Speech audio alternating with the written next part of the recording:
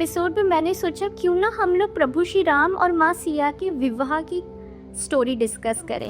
Radhe Radhe and welcome to Baatein. I hope आप लोग बहुत अच्छे होंगे और अपना खूब ख्याल रख रहे होंगे। मैं हूँ आपकी होस्ट एंड दोस्त ऋषा और आज हम लोग डिस्कस कर रहे हैं प्रभु श्री राम और माँ सिया की विवाह की कथा।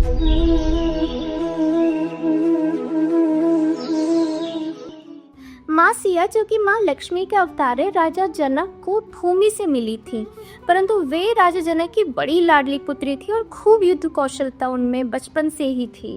तो हुआ यूं कि परशुराम, आपको याद होगा परशुराम जी का डिस्कशन हमने विष्णु जी के 10 अवतारों में किया था। तो परशुराम जी जब बहुत बार लड़ लिए क्षत्रियों से, तो वो राजा जनक के पास अपना धनुष सरेंडर करने आए। अब ये जो धनुष है ये बहुत स्पेशल था।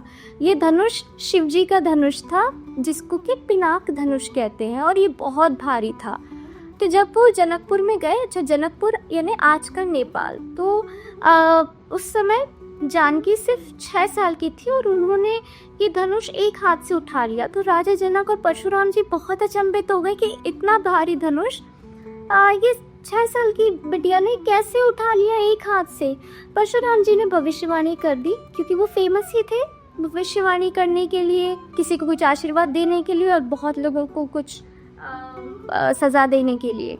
तो परशुराम जी ने उनको आशीर्वाद दिया कि जो जब ये बच्ची विवाह योग्य हो जाएगी तो जो ये पिनाक धनुष उठाएगा उन्हीं से इनका विवाह होगा।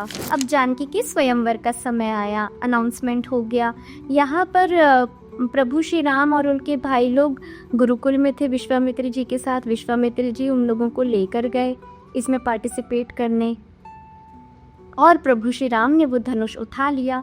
अब इसके बैकग्राउंड में 2 बहुत अच्छी स्टोरी है। सबसे पहले कि माँ सिया और प्रभु श्री राम ने एक दूसरे को पहले ही देख लिया था। ये लोग शायद गार्डन में एक दूसरे को देख चुके थे।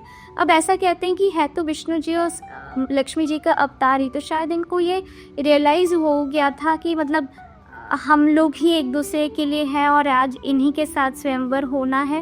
जो सोल कनेक्शन होता है तो हमें बहुत देर नहीं लगती एक कनेक्ट बिठाने में। तो उनकी बातें तो नहीं, बट आँखों में कुछ समझ में आ गया था।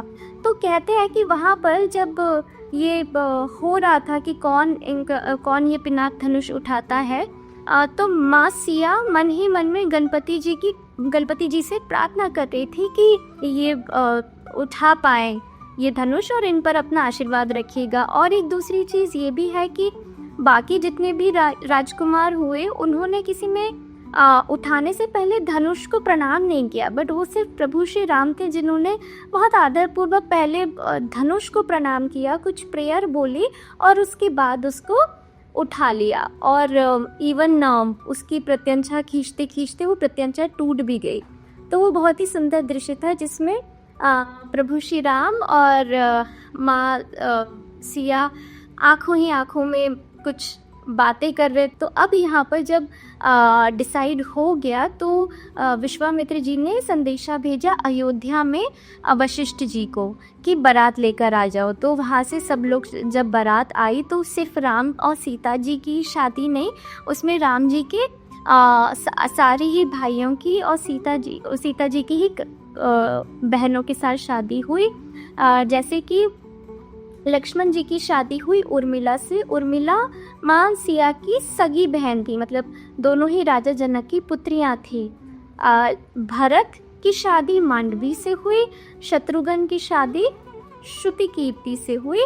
ये दोनों माँ सिया की कजिन्स थी, मतलब राजा जनक के भाई की बेटियां थी। और इस तरीके से थोड़े दिन जनकपुर में रहकर और फिर ये लोग गए अयोध्या में और अयोध्या में भव्य स्वागत हुआ।